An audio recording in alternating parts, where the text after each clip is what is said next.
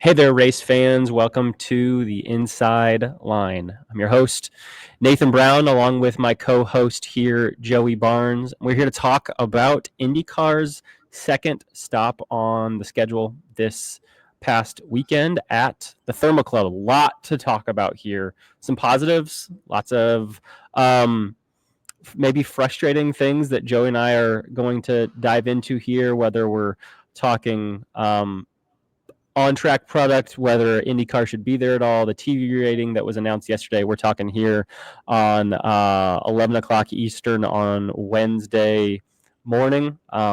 This has been a podcast. Joey actually even alluded to it during the race weekend about how much there is to dive into after coming out of this thermal race weekend. Really excited to just dive in here. We're doing this live. Don't exactly know everyone's or each other's thoughts on everything, but really curious to just have a frank, open conversation about kind of the state of where IndyCar is coming out of the second race weekend of the year and the second race in this relationship with Fox. Joey, you watched this race from home. We see another win for Chip Ganassi Racing's Alex Palou, 2 wins to open the year for the 2-time defending championship winner. Kind of feels like in some way this is, we're already eking into championship talk, and it's so weird that that's happening in March. But it frankly seems like kind of a fair conversation at the same time. Yeah, I mean, first off, happy, I guess, post-thermal week, everybody. And, that the experiment that was, we can dive into whether that was a good thing or a bad thing here shortly. But I think to get into the championship itself, the race itself, I think, and I've got to make sure I get this right, Kurt Cavan from IndyCar.com, formerly of the Indy Star, put out this statistic that I thought was fascinating. And it was like, since 1979, 7 of 8 drivers who've captured the season's first 2 races went on to hoist the championship trophy. Obviously, Dixon was the most recent in 2020, who won the first 3 races en route to a 6th title. The reason we're talking championship already is because Alex Palou looks flawless, and because of statistics like what Kurt Cavan pointed out. And it's just, you look at this, and I had this joke with a buddy of mine over the weekend, and it was the fact that 2 things felt like they were inevitable: that we may not see a on-track pass for the lead, and Alex Palou was going to win because of some undercut. Surprise, surprise! Alex Palou won, but he won by making a pass for the lead. Hey, we had our first one of the year. Yeah, something to celebrate.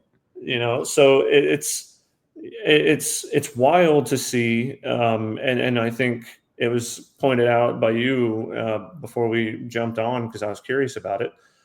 Alex Palou was 11 seconds behind for that final stint, ends up pulling away and passing Pato, pulling away and winning by 10 seconds. So making up 21 seconds roughly on one stint, gapping 21 seconds. It's unreal the amount of pace that team is extracting. And it's hard to think that they're going to be deterred.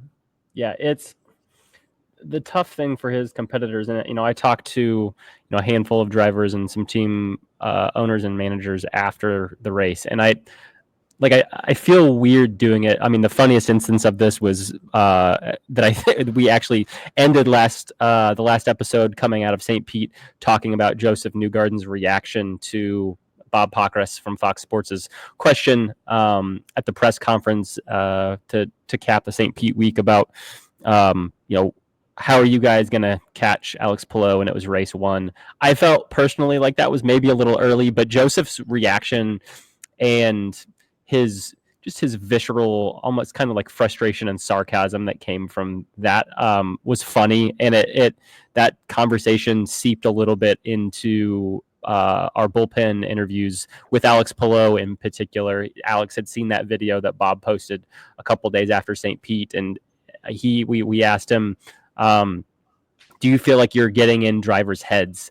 And he said, I don't know, but like, if I'm Joseph in his position, I'm probably not reacting quite that strongly and taking so much offense to someone asking about the championship at that point, if I'm not a little bit frustrated. I asked guys like Christian Lundgaard, Pato O'Ward, Colton Herta, along with Rob Edwards at Andretti Global and Tony Kanaan at Arrow McLaren. How much concern is there that the guy who's the two-time defending champion, who has won 3 of the last 4 championships, who now has won 13 races in a little over 3 years, a little over 4 years in his time at Chip Ganassi Racing, are you concerned yet that this is going to be another runaway Alex Palou championship? And largely they said, we still have time. It's still very early in this season. But the concern is this team is just continuing to execute flawlessly. And the only way to go about taking this championship from them is rising to their level week in and week out and actually taking it from them, because they are not going to give you the championship. Outside of Alex's crash at Iowa Speedway last year, where he finished, I think, 23rd. I can't think of, I'm sure there's 1 or 2 still out there, but I cannot think of another notable mistake that Alex Palou and this team has made in the last several years. They are not going, you can't expect that Alex is all of a sudden just going to have a run of finishing outside the top 5. You can't expect that he is going to crash a couple times this year or going to really struggle in qualifying, kind of like, a la Will Power at St. Pete, and kind of find himself at the wrong place at the wrong time. Scott McLaughlin, same thing here at Thermal this weekend. Poor qualifying performance. Find yourself around guys you shouldn't be racing around, and sometimes some bad things happen. That we just don't really see that from Alex. And so the only way some of these other guys are going to take this championship is by going and actively winning it and being a better team across the season. And that's proving to be an increasingly difficult thing when all of these drivers now find themselves in a 40-point hole before we even head to Long Beach. Yeah, I mean, we talked about it in the season preview when we were talking about this with different teams. But Ganassi's got two big bullets in the chamber, so to speak, with Dixon and Palou, and Penske has 3. A lot of teams have multiple. Do we run into a scenario where Palou's form is going to force teams to focus themselves around one guy after X number of races and pull their resources to say, okay, we're giving everything to Scotty Mack. Hey, we're going to give everything to Colton. Every guy is on assignment to every other guy's on assignment to play blocker or to support with R&D setups, et cetera. And it's a fascinating tale. And, to make sure we're segueing, I guess, to not dive too far into the Palou stuff, but that's about as good a race as Pato could have possibly run, given the tire, the tire strategy, given everything else. 50 leading 51 out of 65 laps. I mean, that is about as good and as mature a performance that Pato has put up probably since Mid-Ohio last year, to be frank, whenever he outdueled Palou. Mm-hmm. And I don't know what you can do different outside of the tire combination, and it still wasn't enough. And that's with a really, really good effort from Arrow McLaren as a whole, because Christian Lundgaard also finished 3rd. So they had something there, but it still wasn't enough. So the only difference in terms of, outside of when they ran their tires, when you I'm looking at Firestone's live timing screen that they put up, which is such an incredible resource, by the way, to have, to be able to look at, following kind of an additional screen that I have up always to follow the race.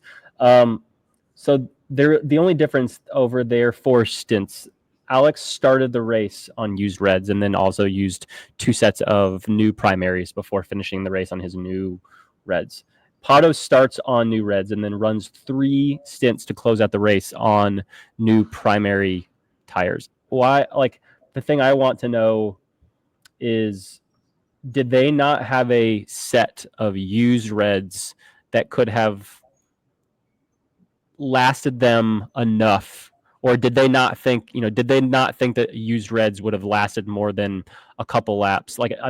Clearly, Alex goes and wins this race by more than 10 seconds. The only different choices that they essentially made was that, new primary versus new or used alternate. You'd have to ask them, I guess, to know what they felt, or had they really used up all of their other red sets. It was a tough weekend when it really felt like it was a red race once we got to Sunday morning. That where IndyCar had, they've gone this year to giving teams 5 sets of primaries and 5 sets of alternates to run across the race weekend at most road and street courses. The exceptions to that change in that rule are, I think, the IMS road course and thermal. There may be another one that I'm forgetting. I'm not entirely certain off the top of my head, but like this would have been a great weekend to have 5 and 5 as it turned out. There was a lot of uncertainty on, the fact that we hadn't raced on either of these compounds at this track. The one that they raced at last year for the $1 Million Challenge sounded like it was kind of a hybrid between, no pun intended, a hybrid between this year's primary and this year's alternate. So it's kind of in the middle. They knew that they were only going to be running 10 laps at a time on those. So I kind of wonder if maybe there was, thought that, maybe there's a chance that these alternates could be too soft. And we don't want to, overload teams with this compound. I think what actually ended up happening, I don't know if you talked to other folks and found this too, it kind of sounds like the alternate was so soft that it didn't just kind of shred. Like it was just kind of gently, like gradually degrading, and it got to the point where it was so grippy and so soft, very different from the St. Pete compound that just kind of like fell apart seemingly. That like there was decent life in it. I mean, Alex Palou made up, we were just talking about this before we went on. Alex Palou made up 21 seconds on Pato Award on a new set of alternates versus a new set of primaries over that last stint. So it was a great tire, very fitting, awesome job for Firestone.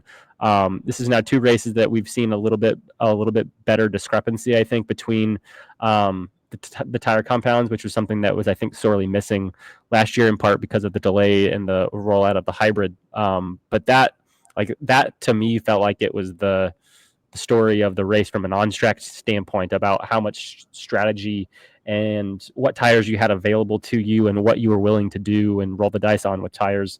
Kind of how that played out. Yeah, I mean, what I'm about to say is more speculative on my part, and it's the fact that it looked like just difference in philosophies between what Pato did versus what Palou did. But I'd say this is that track at Thermal is known as being a cheese grater on tires. But if it's taking rubber and you're looking at, what is it, 3.5 mile track or whatever, something like that. Just over 3. Yeah. You're looking at a track that was starting to take rubber throughout the weekend. And I kind of wonder if just the philosophy was the fact that maybe Pato's group didn't think that it would take rubber to the point that reds would fall off quicker, alternates would fall off no matter what, versus Palou thinking, well, the track's going to gain grip, gain rubber. The reds are not going to fall off as much late in the race. Again, speculative on my part, but I kind of wonder if that's an element of the philosophy, because like you said, they both started on alternates.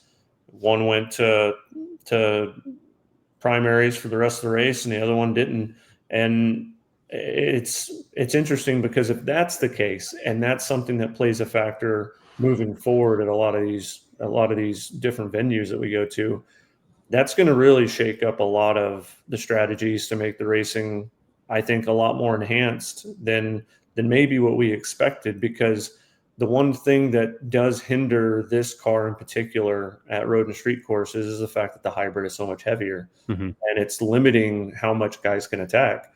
So if we create this big tire discrepancy, that's the only way that we're really going to do a great job at creating passing. And I mean, it was evident.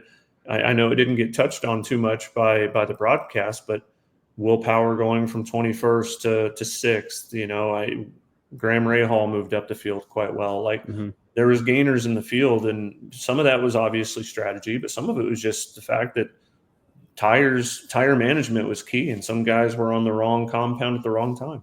And I mean, when you get at a longer track, this is now the second longest track on the schedule behind just Road America. And then an interesting part of this too, when you have an alternate that is maybe has like a peak life that's a relatively short window, even though it can clearly last for a full stint and get some pretty good performance out of it when you are running it more at more at race trim, and just kind of generally how you would drive a car a little bit differently, where you're not just going 10 tenths and trying to get everything out of the car for a single lap. You saw evidenced by where Will Power was starting, for example, starting 21st. Like you saw at a long track where the life of the alternate was so temperature and hyper time sensitive, you had guys that just missed their qualifying lap just a little tiny bit. And so you had a field that was really spread out in terms of where guys were starting. You had a pretty good mix at the top, mix at the bottom. You had 3 Penske's outside the top 12 that were climbing. And I thought that also made at a long time, or at the same time, when you had some variability in strategy and tire choices throughout the race, like it made for kind of all the way through the makings of at least for an exciting race. Now, whether the exciting on-track action in terms of what actually happened on track actually translated to the TV screen and what you as a fan was watching and seeing on your TV screen, that's can be debated, and we will probably get into that here pretty shortly. Great that you mentioned Will Power coming from 21st to 6th. Were there any other performances when you kind of maybe look at this top 10 or this top 12 that stand out to you as notable, outside of the fact that you said Palou Award ran the race as good of a race as he could have, finishes second. Christian Lundgaard as well hung on, did pretty the same exact thing, started second, finished third. It's a banner week for that team, even if they didn't finish in that top spot as they would have liked. Yeah, I mean, I look at Meyer Shank Racing as a whole, with Felix finishing 5th and Marcus finishing 7th. I mean, great weekend for them. I mean, when you look at it, I mean, they were, if you want to talk about technical alliances, and effectively those are Ganassi cars or whatever, like we used to consider with the Andretti alliance that they had. Ganassi engineered, Ganassi technical innovative cars, whatever tagline you want to throw on it, finishes 1st, 5th, 7th. You've got to go down to 10th where Scott Dixon was. So it was a strong weekend for Ganassi as a whole. I think I'm probably stunned that Dixon ended up finishing 10th when Palou is finishing 1st, and the gap between them was so great. I think that's kind of what comes at me, is I'm more stunned at maybe the lack of success by some people. I mean, I was kind of stunned that Penske was out to lunch most of the weekend, quite honestly. They had no business being on track at times, it seemed like. And I don't understand why they looked so lost through the practice sessions, through qualifying. Like, for whatever reason, there was something missing. Not sure why. I mean, maybe it was just a basic setup thing of going in the wrong direction. But obviously, seems like it had to have been. Like, we just don't see Team Penske, all 3 of its cars, and I mean, you could even say 5 when you extend to David Malukas and Santino Ferrucci at AJ Foyt Racing.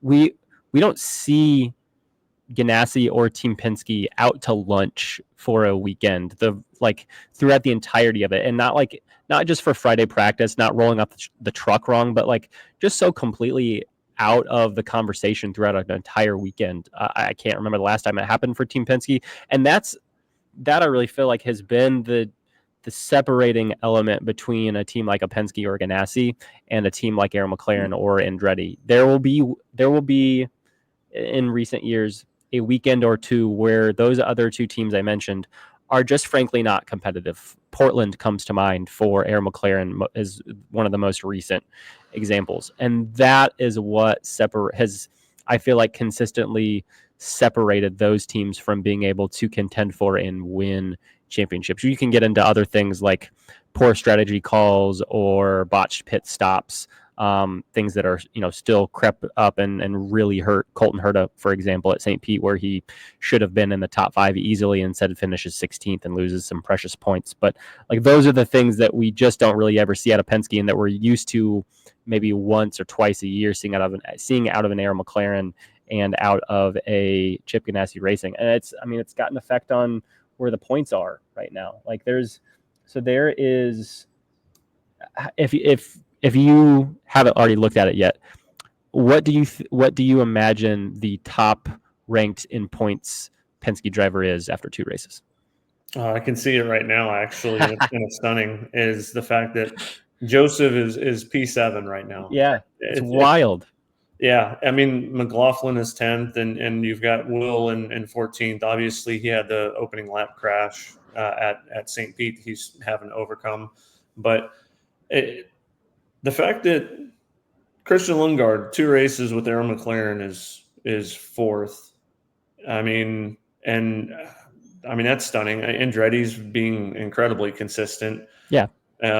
Felix, even though he wasn't necessarily a big fan of his own St. Pete race per se, solidly in the top 5. I mean, I almost wonder if some of the offseason changes that happened within that organization, Tim Cindric's role being different and other personnel roles being different, if that's actually had more of a shockwave effect on the rest of just the IndyCar program. I mean, obviously on the NASCAR side, they're still running fairly strong. Austin Cindric had chances to win Daytona, Atlanta, et cetera, and Logano's Logano, et cetera. But I don't understand why the IndyCar program doesn't look as, I guess, competent, frankly. Yeah. I mean, and I got to be careful with that too, because we're only 2 races in. Yeah, it's only 2 races, and Scotty did get the pole at St. Pete, and Joseph did finish 3rd, albeit with some weird fuel mileage thing that didn't get fixed, and could have finished 2nd or even won that race potentially. But these are the performances. It's only 2 races, but these are the performances that we expect out of, like you said, Arrow McLaren, that we expect out of Andretti, that we expect out of teams who we look at as, title contenders, but there's always some way that they shoot themselves in the foot. And in this case, hopefully Joseph isn't getting asked that question by Bob anytime soon, because I don't know how that's going to turn out if we go to Long Beach and Bob asks that question. I mean, that's the thing. We'll get into maybe Long Beach here at the very end of the show, but like, as you mention it now, I'm really intrigued. Like, I'm genuinely really excited for this Long Beach race. I wish it was coming a little bit sooner than the 3 weeks we have to wait for it. But like, I'm looking at the makeup of this championship race, and again, 2 races in, maybe a little too early to make some overarching big picture declarations about where teams are. But you're certainly right. Team Penske has not executed at the level that we're used to. Will Power struggles in qualifying at St. Pete, finds himself where he is, and that puts him in a place where he, frankly, I kind of feel like he is the one that ended up,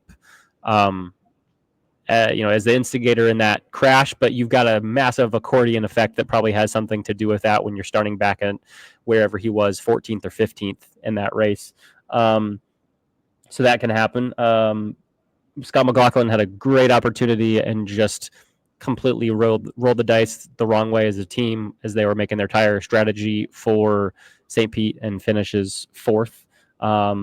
Joseph, they make their mistake, and he, instead of potentially being able to run for the win there, ends up finishing 3rd. And then they all 3 are, just completely lost until we get to the actual race. And Will makes a valiant charge to 6th, but that was the best he was going to be able to do. And the other 2 guys weren't able to capitalize on it. So the reason why I'm so excited about this Long Beach race is I feel like we're getting to a point where Andretti has been strong on this track before.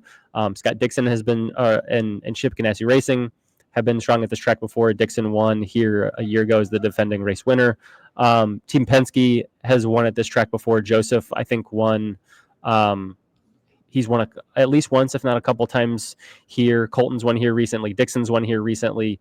Aaron McLaren is, executing on all cylinders at the moment. I feel like this is kind of could potentially be kind of like an early clash of the Titans, like a best on best situation you see in football, where you get those matchups and you feel like the results of it will really tell a lot about where teams are. They got a lot of time to prepare for this race, and I will be very intrigued to see who brings their best stuff and who executes and who doesn't, drop the ball all weekend, and who eventually comes out on top and has the early championship lead as we get into May, which will be here before we know it.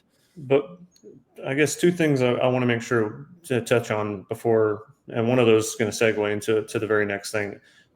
Outside of Will Power winning at Portland last year, Penske during the hybrid era at road and street courses haven't been that strong. They've been strong at ovals during the hybrid era, but when you really look at it, like you go back to Portland when Will waxed the field there, that's the only time that I can remember them being like outright dominant, outright strong, outright to the level of expectations of standard that we recognize they hold themselves to, that we hold themselves to as a result of their success over the years. And it's kind of fascinating to me that for whatever reason, and it's funny because they're the ones that did most of the testing, right? It's wild to me that they're not further ahead on things all around with that program, especially in the hybrid era. Well, it's weird too. Like, I mean, until we got to this point where now Chip Ganassi Racing has won the first 2 races of the year. Chip Ganassi Racing hadn't won a race in the hybrid era. They didn't win a race last year after Laguna Seca when Alex Palou won that race. He only ended up winning 2 races last year, points paying races, the IMS Road Course race and that race at St. Pete. Scott Dixon won at Long Beach and won at Detroit. So that was like one of those interesting things coming into the season. We were kind of, I was kind of wondering, how is Chip Ganassi Racing going to kind of respond to somewhat of a lackluster finish to the year, even though Alex was able to preserve his championship lead and kind of just tread water, and we didn't have one single driver that just like showed out among the rest. You had a Colton Herta winning a couple of races, Scott McLaughlin winning a race or two, Joseph Newgarden winning a couple, Will Power winning a couple, and like no one was really able to make up that gap. And now we started the year. Chip Ganassi Racing clearly has figured something out. But yeah, you're right. I mean, we've had 5 road and street courses in the hybrid era. We've had Mid Ohio. That was a Ganassi and McLaren battle at the end. We had Toronto. That was totally a Ganassi runaway race, and we had Portland. Yes, Portland. That was a Penske race. So we've only had 5 chances. But yeah, it's a good observation on you that certainly this has not been something where like Ganassi and Penske are just far and away better than everyone else, which is kind of what you would have maybe expected it to be as teams ramped up to this. Certainly Aaron McLaren feels like they're right on it. MSR, while they're with Andretti and now while they're with Ganassi, has been right on it. Andretti's been right up there, I think, pretty much this whole stretch of the hybrid era. So it's interesting that we haven't maybe seen quite the discrepancy, at least among like the top 2 teams that tested things as much as maybe you would have expected. Yeah. And so, and the second part of this is, do we consider thermal, what we saw on Sunday, a good race? And, I know that there's the argument of we had 208 passes for position. We had 246 total passes. Which is, for a road course is quite a bit, to be fair. But we had 1 on-track pass for the lead. I think we had a total of, 3 lead changes, maybe 4 lead changes, something like that. I don't have that part of the stat, but one of them was on track. The rest were through pit cycles. And yeah, the type of thing where like Pato pits, he gives up the lead. Someone else takes it, they pit, they give up the lead. The whole field cycles through and Pato has the lead back, and you've technically had 3 lead changes, but Pato still has the lead and nothing has really changed. the thing that I struggle with is, and maybe this is just because TV stayed on the top three, to be fair. Like they just mostly focus on the top three, and you don't really know what's happening in the deeper part of the field. But, I don't see much passing. I don't see much on-track passing. I know the stats are the stats, but I'm seeing most of that happen through strategy. I'm seeing most of it happening through, when the deficit is 10 seconds from first to second after that guy overcame an 11-second gap. Like, it's cool that we can have tire degradation, and tire degradation is what's going to help create the passing. And I 100% get that. But I guess I just expected more. Like, I mean, it doesn't help when you end up like having a blackout for 20 minutes on the race itself, and what audience you did have probably tuned out because they just get frustrated by it, or they just, weren't watching to begin with because March Madness was on or other things were on. But it's just, I look at this format, this formula, and like I want to be careful with not bashing it too much, because I don't want to create something that's hyper artificial in terms of like, the NASCAR 550 package or whatever that everyone hated. I don't want us to run a package that's going to absolutely suck just to create this alternative artificial passing. Although some would say push to pass is artificial. But there's got to be something that helps develop things better. And I'm struggling to look at this product and think that what we saw on Sunday is acceptable. We're trying to do something in such a short amount of time. And what I mean by that is this: we have to be careful about what we present, because this is supposed to be a new deal with Fox, a new deal with everything.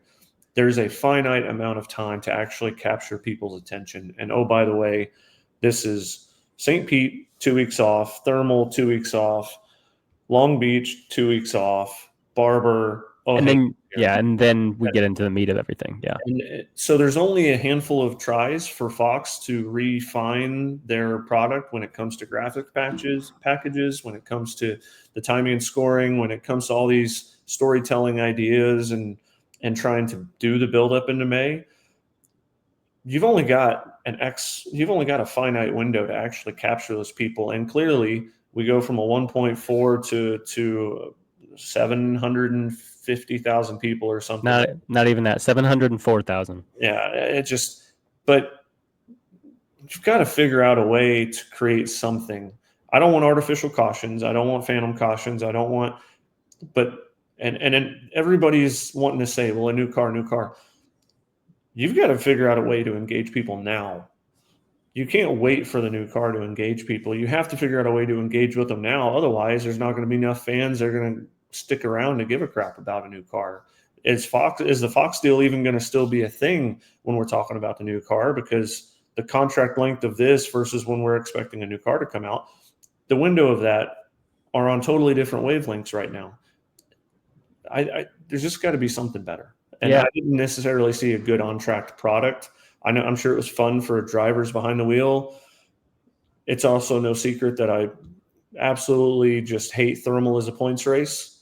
But by and large, I'm not necessarily convinced that this hybrid unit does race well on ovals. It's very heavy and very bulky on road and street courses. And again, I don't know what the perfect formula is, but man, Firestone is put under a lot of stress, because if they don't nail a tire combination at some of these racetracks, I'm really struggling to see what we're going to be having outside of a follow the leader. And that's the very thing that everyone has railed on F1 about for all those years. But that's the very thing that if we're not careful, that's what we're becoming. Yeah. I mean, let's look at it. Like, I've got the top 10 in front of me. You've got first place, Alex Palou. Second place, Palou Ward was 10.2 seconds back.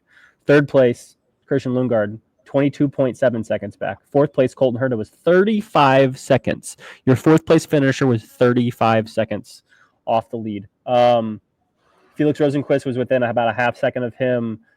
You've got sixth place, Will Power, 40.3 seconds. Marcus Armstrong, 41.5. Eighth 9th and 10th are all 52, 52, and 54 seconds back. So you've got like this is the problem. I think you were kind of saying this a little bit. This is a series that whenever you push back at all, this is a series that says we are the most exciting, the most unpredictable racing on the planet. We don't have the glitz of F1. We don't have the banging and crashing and edge of your seat moments that you get in NASCAR. But you come into a race weekend and we are going to give you thrilling, exciting racing for an hour and a half. And credit to Alex Palou. Some of this we're probably not appreciating just how incredible of a performance he and Chip Ganassi Racing and that number 10 team have put out the last couple of years. But you're right. We had some passing and some changing up through the field. I feel like this weekend, large in part because of the discrepancy in the tires and the strategy that teams played around it. And that's great. I think it's awesome that strategy and the way you manage tires through a weekend and how you can manage a set of tires through a stint, and the teams that are great on blacks and not so much the teams that can make a set of new reds last 17 laps versus a team that can only make them last 10 at that peak performance. Like that's part of racing. It's not just let's get everyone wheel to wheel and see who can execute a pass or not. But this was just not the most exciting, riveting thing. I don't care what the on-track passing numbers say. Like that is just one piece of this story, and there's a reason why you had 1.1 million people tune in to an F1 race that started at 3 a.m. Yes, I understand that some of those are folks that DVR'd it and watched it within 24 hours. As I understand it, that does factor into that number. But you had IndyCar ranked 5th coming out of the weekend in terms of motorsports property. So at some point, the on-track passing numbers aren't telling the full story there, because there are 4 other motorsport series in the U.S. that more people decided to make appointment viewing and tune into instead of you. Yes, it is tough to go against NASCAR. That's always going to be a losing proposition for IndyCar. But at some point, you have to be the one that performs well or performs decently in terms of the audience that you grab when you are up against competition, because this is not the last time that we're going to be up against NASCAR. IndyCar has to be a sport where it performs well outside of when it is the only motorsport property on TV. I think that's the biggest thing. Yeah. And look, I'll say this too. Every now and again, it's important that we have a proper ass kicking. It's important that you have Will Power winning by 40 seconds somewhere, Alex Palou winning, like Rossi winning Long Beach by like a minute or whatever it was. It was just something absurd back in the day. It's important to make sure that every now and again you have a guy that is so dominant that you appreciate it, and you appreciate those dominant performances, because this is supposed to be the most competitive field. But I'm struggling when it feels like the way that people attack is it's just so tough from an aerodynamic standpoint. It's so tough and I don't know if the secret is opening up some of the options for front wing and rear wing, and the manufacturer Aero Kit Aero was a lot of fun because it had a lot of different options for people, but it was also very expensive. But there's got to be some change. There's got to be a way to let guys attack. Like I can't sit there and watch St. Pete and watch Alex Palou as a race leader run down Stingray Robb running a second a lap faster than him, but struggle to get by him just because the way the clean air creates and the way that dirty air disturbs, that he can't legitimately get by without struggling to get by him for several laps. That's not how this formula should work, in my opinion. But again, I'm also not an engineer and I'm not behind the car. So, yeah. So we can get into the numbers here a little bit. So we referenced the TV ratings. IndyCar pulled an average audience of 704,000 fans across this race broadcast.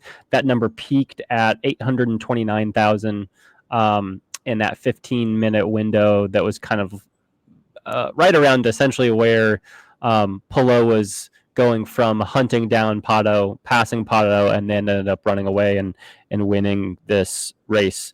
As you mentioned, I think earlier, we also had a 20-minute blackout between, I think, laps 28 and 40, where Fox's broadcast went completely dark.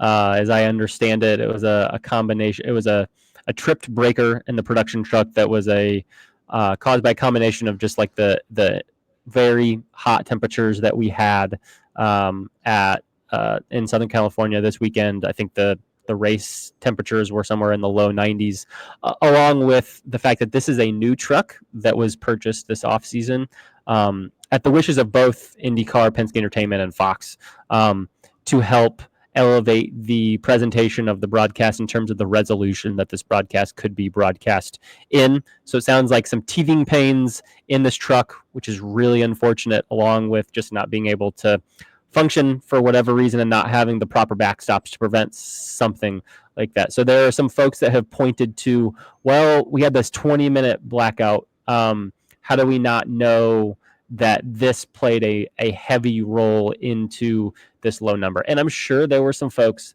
that would have been watching for the final 25 laps that turned changed the channel to the NCAA basketball game that was going on. I think it was Duke Baylor instead, and didn't turn it back. That I can't dispute. But we know that there were fewer than 829,000 people watching this race broadcast before the blackout, because that peak wasn't at that pre-blackout point. So I think it's a tough look when you have such a strong start to the year. You've had such a push to get folks to tune in to that first race. You had these Super Bowl ads.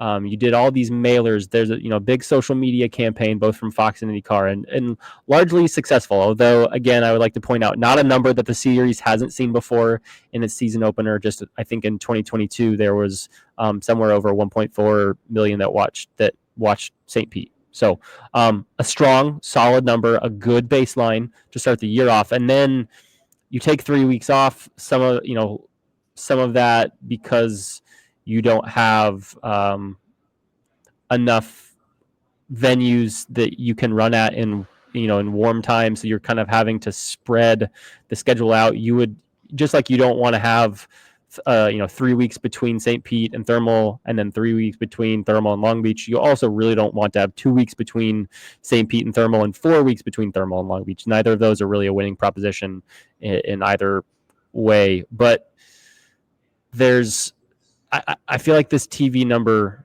reflects a little bit of, as you were mentioning, Joey, the fact that we were racing at a track last weekend that folks just weren't interested in tuning into. When you hear, IndyCar's racing at St. Pete this weekend, clearly, along with folks that saw those commercials and wanted to check and see what IndyCar was about, you've got casual fans that probably watch IndyCar sometimes, but not all the time, and they hear opening weekend, IndyCar, St. Pete, even though that race, frankly, wasn't super exciting. That draws people in. And when people hear IndyCar at Thermal, especially if there happen to be some of the folks that are on the fence that happened to watch that exhibition last year, and we're like, IndyCar's at Thermal? I got bored out of my mind watching that last year. I'm not going to tune into this when there's NASCAR and the NCAA tournament and other things going on. You're kind of getting back to what I said before, like IndyCar is not in the sporting world. You are always going to have competition. And so when you have one of your 16 race weekends of the year, I don't feel like you can afford to trot out a race weekend that you kind of know isn't up to snuff.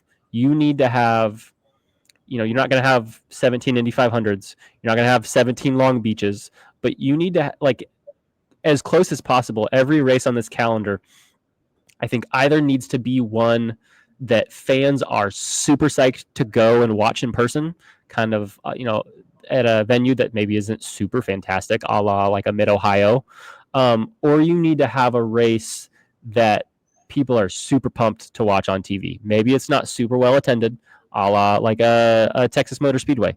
Maybe you only get 10,000, 12,000 people out there to watch that race in those grandstands, which stinks. And doesn't certainly look great at a venue that used to hold like 100,000 people. But it's an incredible race to watch on TV, and teams can reap the benefits of that from a sponsor standpoint when they're getting high ratings and pitch their sponsors. When you have an event that doesn't really appeal to folks watching it in person, and also clearly doesn't have the cachet of pulling people in when they're having to make decisions on what they're going to watch on a Sunday afternoon, you kind of got a nothing burger. And we saw that here on Sunday. You mentioned this is a really pivotal time in IndyCar's life where lots of things are being decided behind the scenes. You've got OEMs that are deciding whether they're going to come into the sport or not, whether there's, the REI for them to want to come in. You've got Honda deciding whether they're going to stay in the sport from an ROI standpoint. You've got teams that are trying to find new sponsors or trying to pull more money from their current sponsors because they've got to pay for all this. Rising costs right now that are up 20 to 30% for teams over the last year or two, along with these millions of dollars that teams are going to have to pay here pretty soon for this new car. You just can't afford to have a race at an uninspiring track where there's not just absolutely incredible stuff going on from an on-track product standpoint. I think that's the biggest thing that stands out to me. Yeah, you hit on a lot there. So I guess to attack one of the things first is, the thing that I talked to multiple people about this after the Fox hiccup, what have you. The 20-minute blackout is where it's notoriously known for now. The below the production line personnel within IMS Productions has stayed relatively the same. It's the above the line that's been different. Mm-hmm. And I kind of wonder if there's a blend of chemistry, if there's the last minute, like we know that a lot of people were thrown together on the Fox side last minute before St. Pete, new hires leading into the week of St. Pete that hadn't quite built up chemistry. And I think there's just so much that feels like it's been slapped together that they haven't had opportunity to build cohesion. I think that certainly plays a factor. The other factor is I'm really glad that we weren't running a race at Texas in June with the temperatures in the low 90s were proving to be difficult for circuit breakers and trucks and whatnot, because that could have been an entire race blackout. And then it would just feel like an Indy 500 if you're I am an Indy resident. But at the end of the day, though, man, so that's one part of it. That's the Fox blackout thing. I want to make sure like people are at least aware, like some of the talking that I've had, some of it could be down to just cohesion and learning what different people's skill sets are, nuances, things like that, knowing how to check tech, as it were. And otherwise it looks like somebody pulled the plug, like in the movie Airplane. And so the other end of this, thermal in general. Gosh, how to be nice. So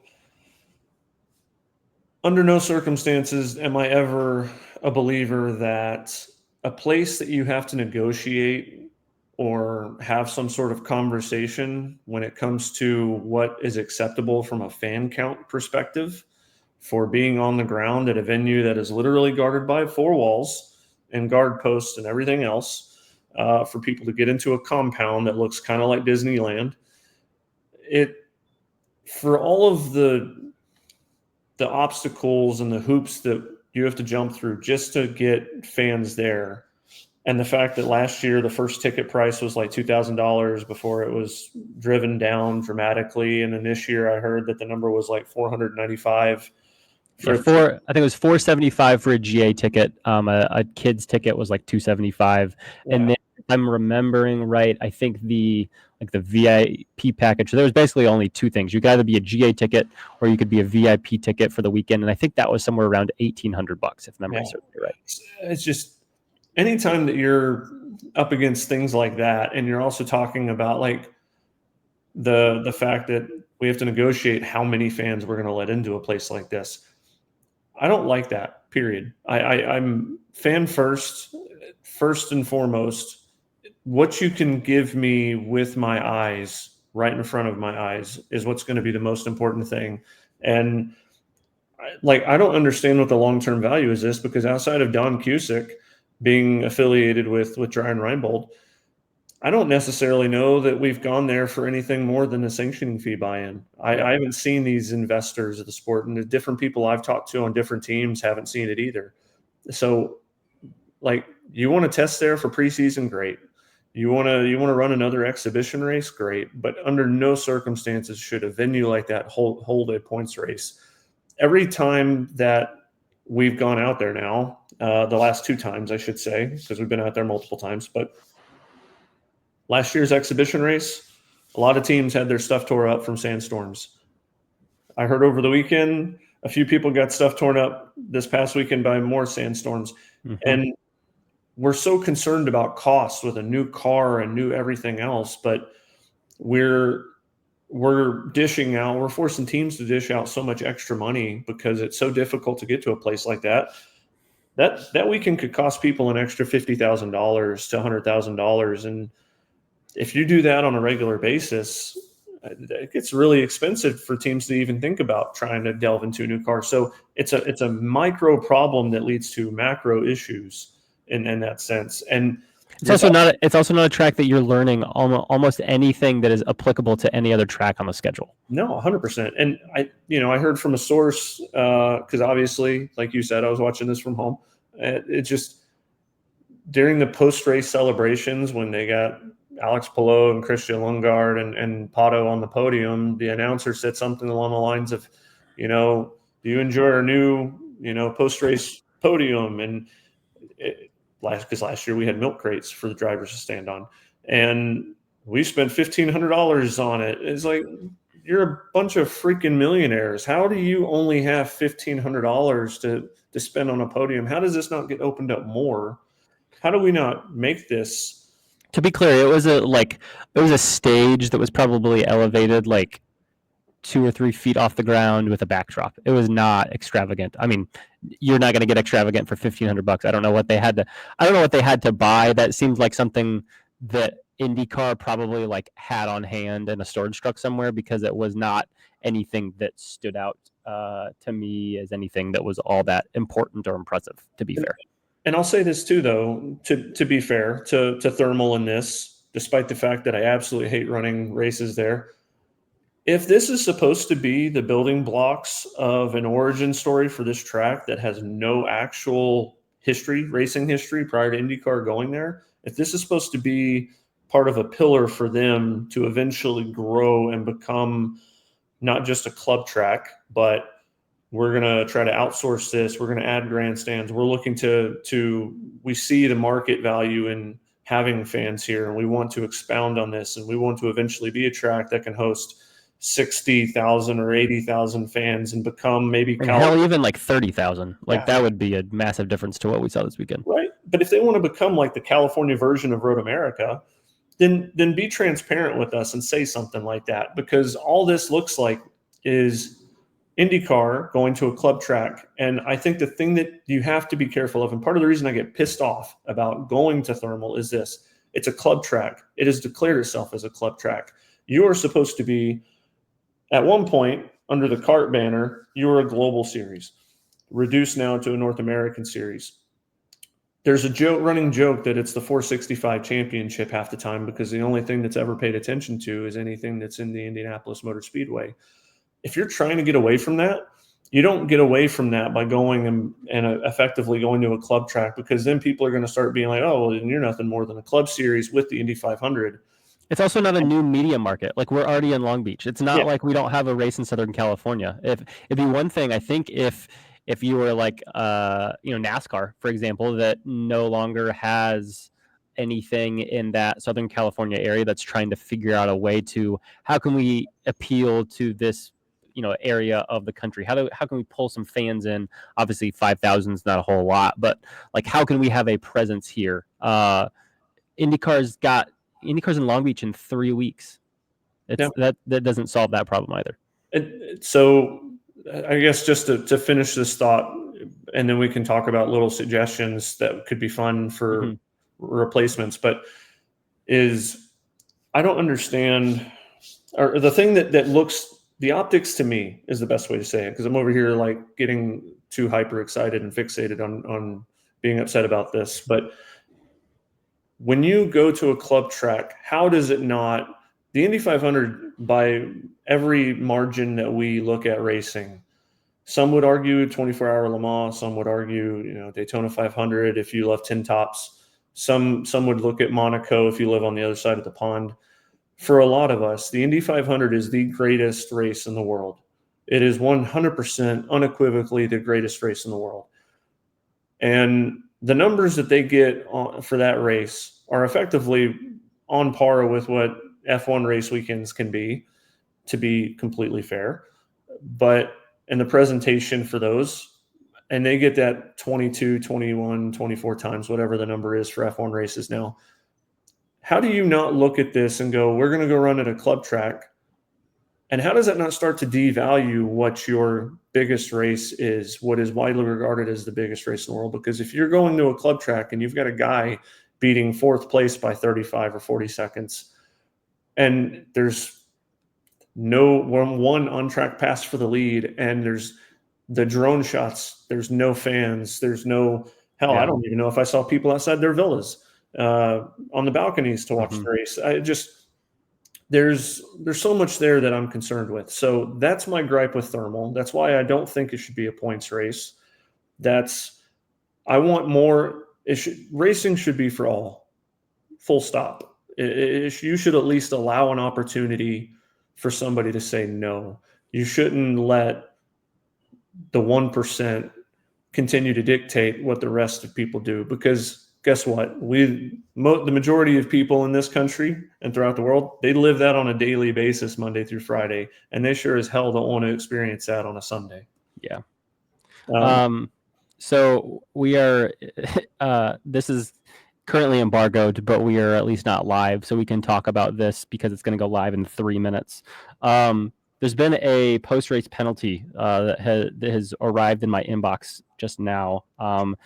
Not big potatoes like push to pass last year, but we'll get back to the thermal conversation in a second, but I just wanted to get this out there. The number 26 has been docked 10 entrant points.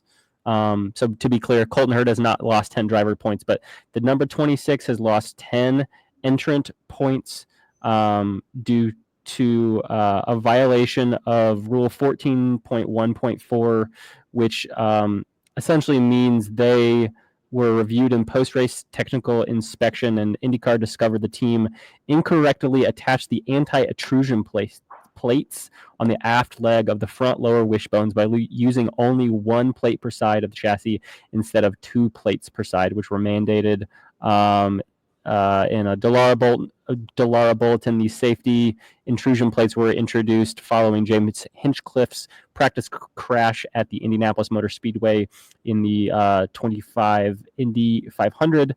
According to the rulebook, the proper penalty for such a violation is a monetary fine and the forfeiture of points. So the number 26 has been fined $25,000 and will forfeit 10 championship entrant points and all prize money associated with the race at the Thermal Club. So tangent there. Any thoughts, any reactions to that? I know I'm springing this on you live here right now, but I guess the instant reaction is I hope that doesn't affect where he finishes in the championship standings. So to be clear, it's just entrant points. It's not driver points. Not driver points. Yeah. Meh. I mean, instant reaction is it sounds like somebody forgot to do their job, and we have charters now. What does an entrant point penalty matter? He shouldn't be around that bubble that would where the top 22 get into leader circle next year out of the 25 that have charters. He shouldn't factor into that, so it shouldn't really be that big of a deal in the grand scheme of things. The fine for a team that's owned by a couple billionaires in the grand scheme of things, not that big of a deal. Seems to me like it's something, just a something. It's probably something that we're not going to be talking about here shortly once we get to Long Beach, even probably. Yeah, hey, at least they're checking. Yeah, that's a great point. I guess to wrap up on this, we hinted at it a little bit, and you had kind of pointed out like different venues. We know the Grand Prix of Arlington date now. It's going to be effectively leading into St. Patty's Day of 2026 next year, the 13th to the 15th, if I remember correctly, off the top of my head with the dates. Correct. Yeah. So you look at that and you think that's probably at least a week or 2 weeks. We're only going to have a 1 week gap at most between St. Pete and that, which is exciting. I don't know. Clearly, there's some thoughts that there's an extension potentially being talked about with thermal and IndyCar. Obviously, I'm not the biggest fan of that, but to be clear on this is, I think there were options that we could have gone to limit going head to head with March Madness, going head to head with some of these other things. Barber, IndyCar tested at Barber. Clearly, the weather was good enough to test there. It's a little cold in that part of Alabama sometimes. It's a very big swing, but there's so many different things we could have done differently. I looked to some of the things that you talked about with your column about Texas. Maybe it was an opportunity that was missed there, and the fact that if we know we're going to Arlington in 2026, we could have negotiated a way to fill that void with, mid 80s weather in March on a Texas weekend. And maybe you get the promotional groups that are affiliated with the Texas Rangers and Dallas Cowboys to come out and have some sort of activation for that race, and maybe pull to just make sure there's a presence there to build some sort of continuity and pull it together. That would have been great to see. It is a finite window. I will say that the thing that quality should still matter over quantity. And the thing that bugs me is the fact that we're going to take 2 weeks off after St. Pete. And that's the show that we've got, is what we saw this past Sunday, which is a race with one lead change, a race that had a 20-minute blackout and forced the fans to abandon it because it didn't give the fans a choice there from some sort of random technical error. And now we're going to wait a couple more weeks. Like, at that point, just take the damn month off and make sure you get it right when you come back. But there's so many different things that clearly need to be handled. I know we've ranted and we've talked about several of them. I'm sure there's quite a few people out there that are going to disagree with us. But I think the one thing that I'd be remiss to not mention, if I didn't mention it, is the fact that people are still very combative on social media and even through text messages that I got about the graphics package currently that's offered at Fox. Mm-hmm. Somebody had told me that at one point they saw the tire combination show S/H, which meant in F1 terms, soft and hard. Mm-hmm. Car terms, we deal with A and P, alternate and primary. I can't say that I saw that, but that was something that somebody had told me that they saw on the broadcast, and that's obviously a concern. Gaps in qualifying, gaps in general during the race. There's just different things that seem to be missed on, and I'm still going to complain about the fact that we need to do a better job of seeing storytelling throughout the field, because seeing Will Power resurrect a Team Penske from 21st to 6th and that flies under the radar when it was unequivocally, short of Palou's Herculean final stint, the drive of the day, as you said at the beginning of this. There's just so many things that need to get touched on with that. So I guess to put my final thoughts on a bow, I feel like there were better choices besides thermal to go to, but that is what we did. It happened. It will forever be known as, in the record books, as a points race. And so there's that. And then we get the Fox thing. Hopefully they continue to grow and continue to learn. And hopefully some of these things and challenges that they're facing get better, because together, like, a rising tide lifts all boats. Everyone's got to be better together. IndyCar's got to be better. Fox has got to be better. We can't go in the month of May with what we just witnessed this past Sunday.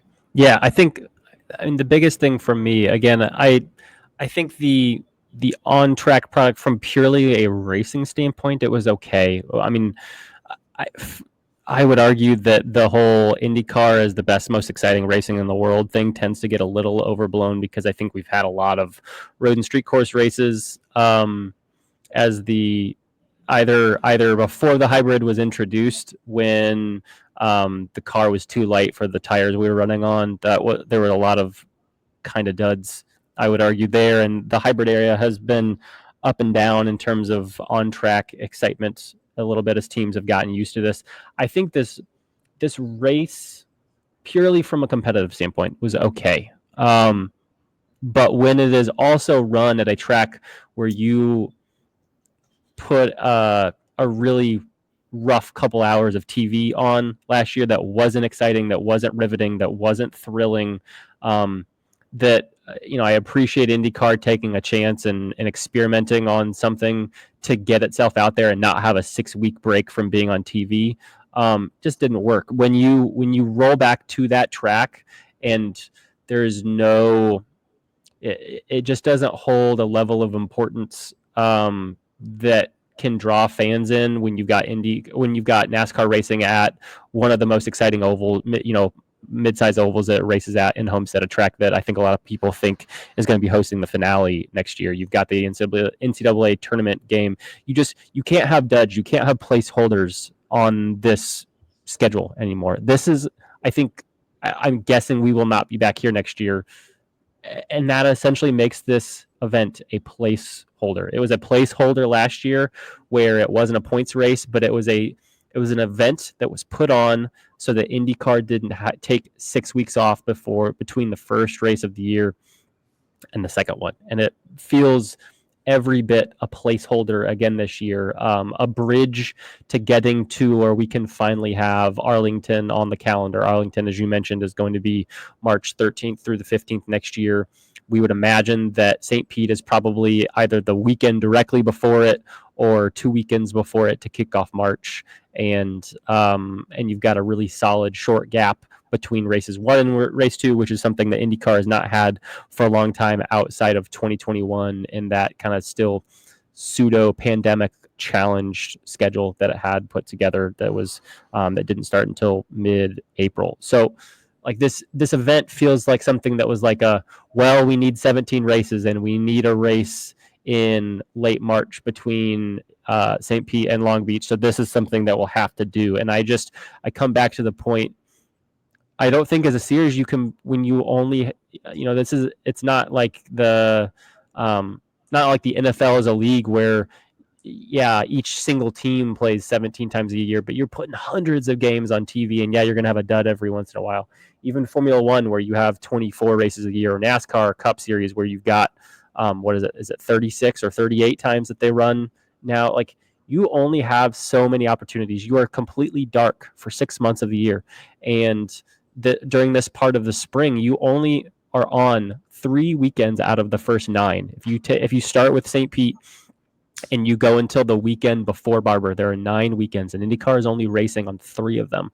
And you are starting a relationship with Fox where if you blow the pants off of them in terms of the amount that they invest into your growth and the steps that your fan base and your audience takes this year, then you're going to be getting a pretty sizable increase in your TV package money here in a couple years, and that'd be huge for the sport.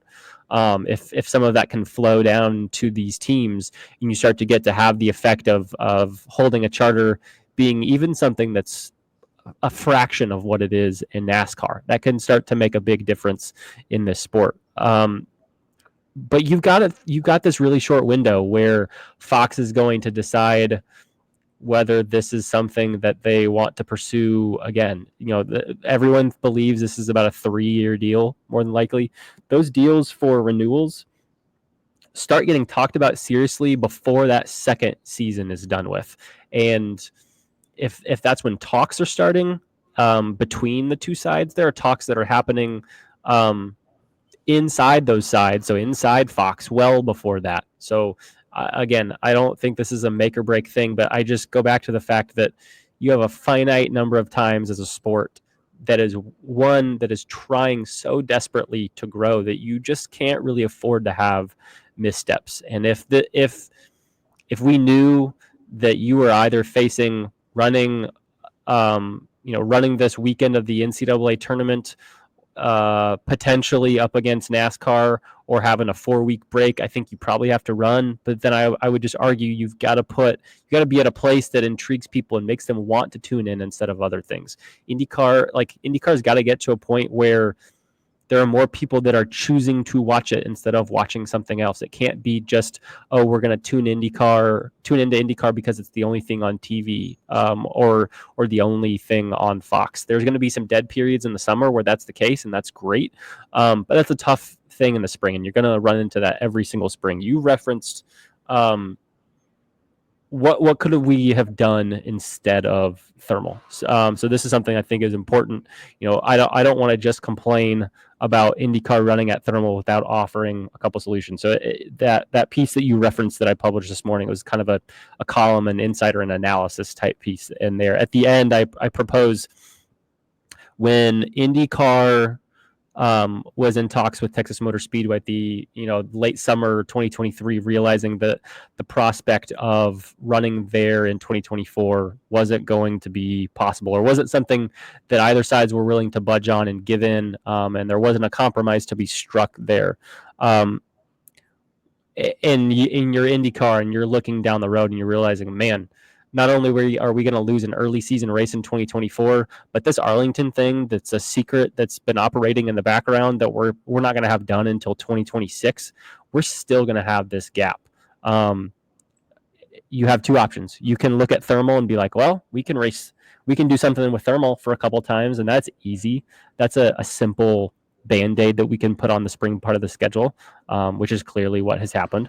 Or you can pursue something else big that's important, that excites your fan base. Why couldn't IndyCar have been back at Texas Motor Speedway this weekend when the track now has its NASCAR date running May 4th, and that's the only date that they have on the calendar. Yes, I know the folks at TMS also help out and run the COTA race, which is early March. So I don't know if they would have been able to lend the hand and help and promote it at all. If they're doing COTA early March, IndyCar late March, and the TMS Cup and NASCAR weekend in early May, I don't know if that's feasible for them or not. But if you are IndyCar and you are promoting more races now, and you are saying, we are choosing our own destiny, we're taking control of things, and we are in some ways deciding where we want to be so that we aren't wholly reliant on other people deciding whether they want us somewhere or not.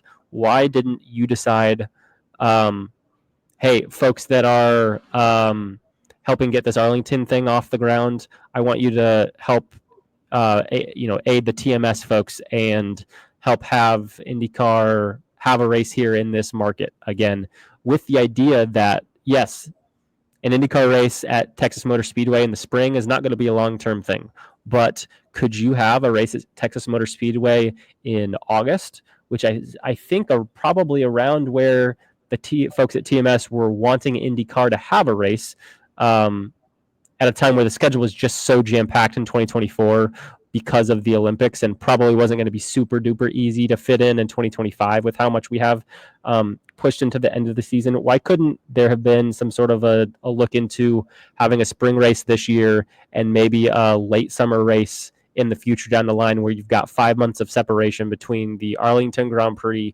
and a race at Texas Motor Speedway? Totally different venues. Yes, I know you're double dipping in the market, but it's the fourth biggest market in the country. And I would argue if you promote them both well, I don't know there's any reason why you couldn't do 2 races there and do 2 of them well. And that could be another opportunity to restart the relationship at TMS and approach it in a little bit different way, instead of relying on folks that didn't seem super enthused on promoting that race weekend. And we ended up, in part due to that, having a couple thousand people on hand. Why can't IndyCar help in that? If that's not an option, why couldn't we be racing at Richmond this weekend? Richmond lost its spring NASCAR race weekend after last season. They had long been a race that had 2 spots on the calendar. I think I checked yesterday, and last year they ran their Cup weekend on March 31st. This would have been a week earlier than normal.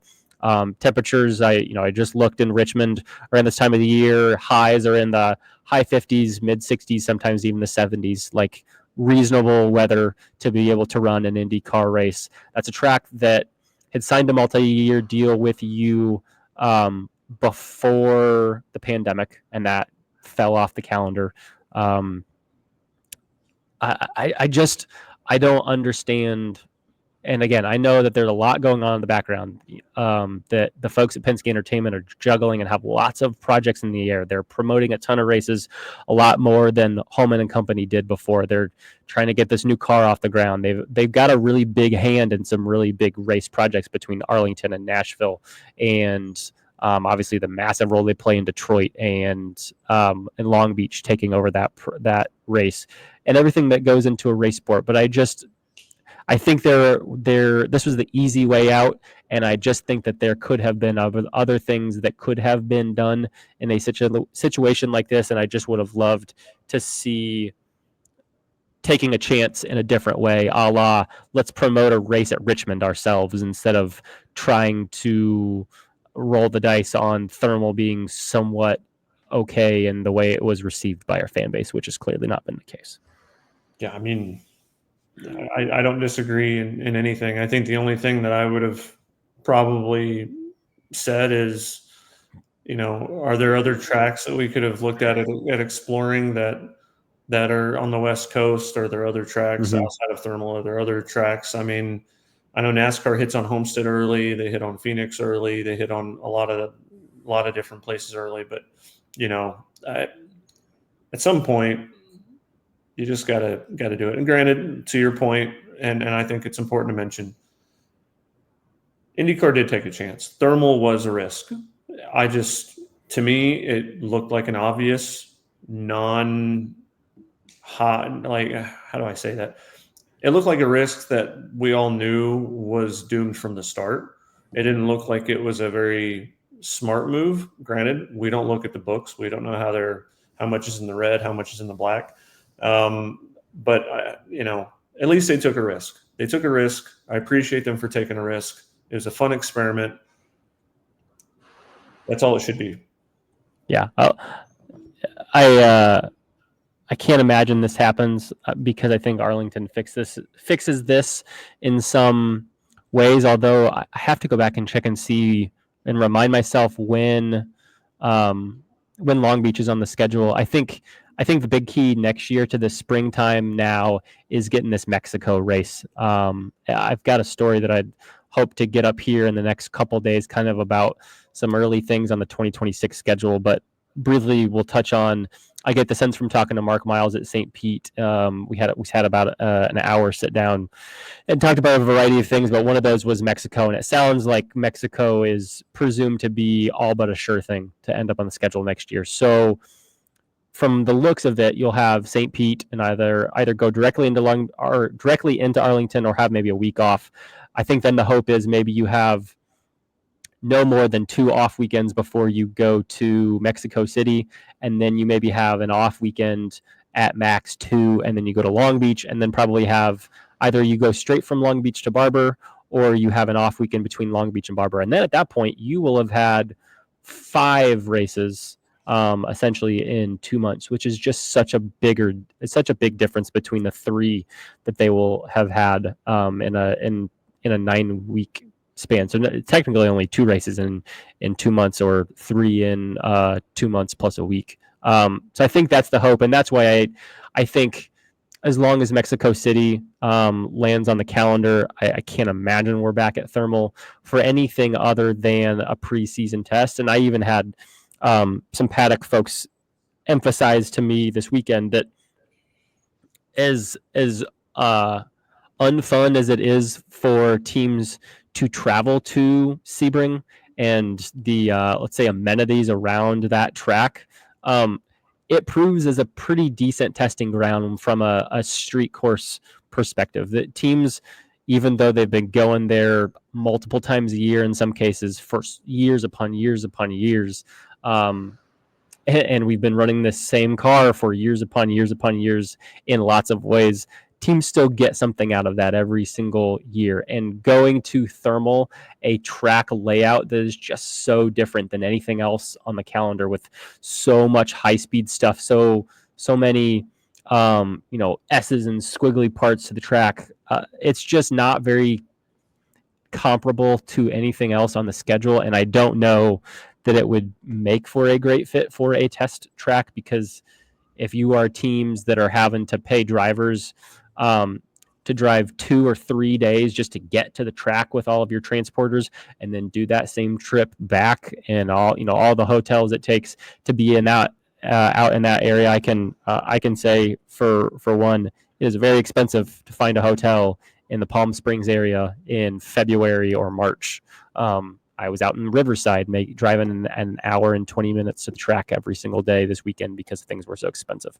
That's a whole other story. So I don't know that this really makes sense from a testing standpoint. It's great. It's a fun place for drivers and teams to go to. It's Southern California. Who's going to complain about going to Southern California in February? But I don't know that you're necessarily going to have teams just jumping at the idea of making the trek all the way out to Thermal for just a test. That was kind of the thing that we heard from folks last year.